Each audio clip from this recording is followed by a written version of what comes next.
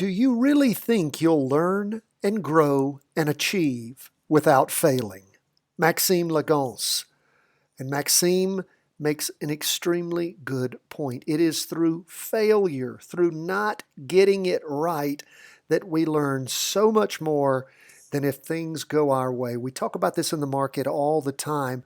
When the tide comes in, all the boats in the harbor rise.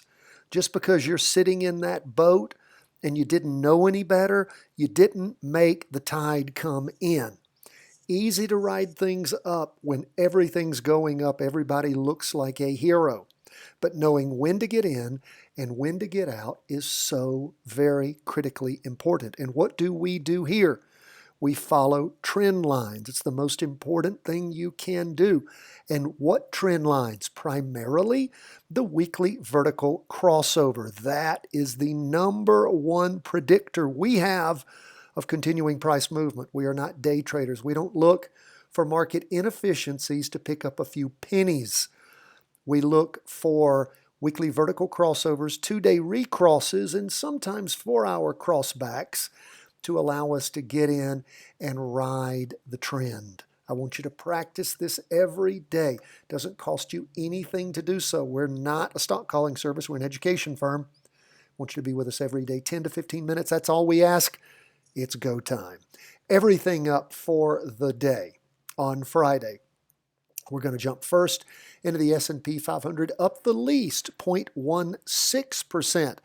Ended the week up with a big green up candle. We see the derivative oscillator still negative. Sort of weird. Price percent oscillator pulling away from the red signal line. And again, ended with a big green up candle. We go from the weekly to the 2-day. Of course, we had that 2-day crossover on recross on the 13th. And then we had the 14th, a down day. But what's the average pace? Still moving up. Still moving up. The derivative oscillator, we talked about this, is negative. Didn't like that. We always like what? We like the derivative oscillator to go from negative to positive when you have a recross on that chart, whichever chart it is, whether it's a 4-hour, 2-day, or weekly. We like to see the derivative oscillator and the price percent oscillator cross at the same time. It's a sign of some weakness there with an overbought or an oversold condition, that market sentiment affecting that when that derivative oscillator doesn't flip over. And again, if you're not taking the training on the price percent oscillator and the derivative oscillator, they're both available at the website, chartingwealth.com. Great training for you. Also at our YouTube channel, and subscribe when you go there. Also subscribe at chartingwealth.com. We have a great training for subscribers. It's free. The training over the weekend is Trendline Basics Part 2 of 2. If you didn't get Part 1, Part 2 is very, very valuable. We'll teach you a lot about why we employ trend lines, how we employ trend lines, how to use them. So we see that the high back on the 2-day candle, the 13th, was 338.12. The high 337.73. So didn't reach as high a high. We'll watch, pay attention, see what there is to see as we delve a little deeper. Look at that 4-hour chart. Things appear to be stalling over the course of the day. We see that the price percent oscillator flat, heading down a little bit, derivative oscillator continuing to lose upward momentum. So we'll watch, see what there is to see. As always, when you jump into practice trades, always set your profit parameters, your loss parameters. Remember profit and loss bands. For those of you who subscribe, if you're already subscribed, we're going to release that special training again next week. So another good reason to subscribe for free at chartingwealth.com. Plus you get every single day in your email links to things like daily market worksheet, weekly market worksheet, and trade worksheet. What do we see on the cues? Well, as we end the week, make sure, there we go. What we see is the price percent oscillator pulling away, heading up. Nice big green up candle. Derivative oscillator continuing to lose momentum even as price accelerates upward. 2-day chart, we see I wonder, did I get confused at the end? We did have the S&P up. It was the smallest up, but it was up. The Qs is up double that, just about 0.29%, but again, not reaching a higher high than the prior week, I believe. If we look, we've already switched to the 2-day rather. First day of the latest 2-day candle, that's what I was looking at.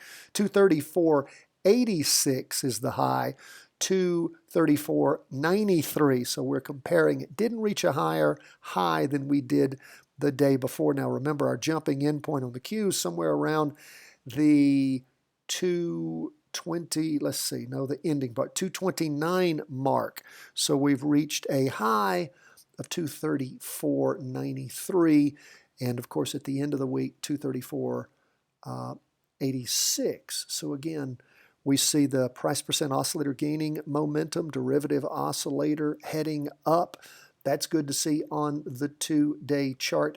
4-hour chart, up in the morning and losing a little bit in the afternoon. Look at that. The price percent oscillator is getting close to crossing over, as is the derivative oscillator. But again, that's your smallest chart. Continue to pay closer attention to what's going on that 2-day chart and the weekly chart. So stocks did end the day up, and again, we do have in effect those recrosses on both the Qs and the NASDAQ 100, and hopefully we'll see that weekend effect, that Monday effect, continuing to push through with upward movement as we go into the week on stocks. Now, let's go to bonds on the weekly. What do we see there? Well, bonds did not reach a higher high as in the prior week. It was a red open box candle for the week ending February 7. The latest week ending the 14th did move up as far as the candle body goes, and it's a green body, but did not reach a higher high than the prior week. The price percent oscillator shows that derivative oscillator is gaining momentum. We go to the 2-day chart, and again, the first day of the latest 2-day candle trying to move up, still not reaching a higher high than the 2-day candle representing Monday and Tuesday of this week that just ended. Price percent oscillator is tracking up. Derivative oscillator continuing to lose momentum. Check out this 4-hour chart. Just won't cross over to give you a jumping in point, will it? Just won't do it. So we'll continue to watch, see how this next week develops, and if we'll have that 4-hour cross going up, cross back, we'll see if that happens and if that gives us the ability to do a practice trade on bonds. Just don't know. Just don't know how that's gonna work out.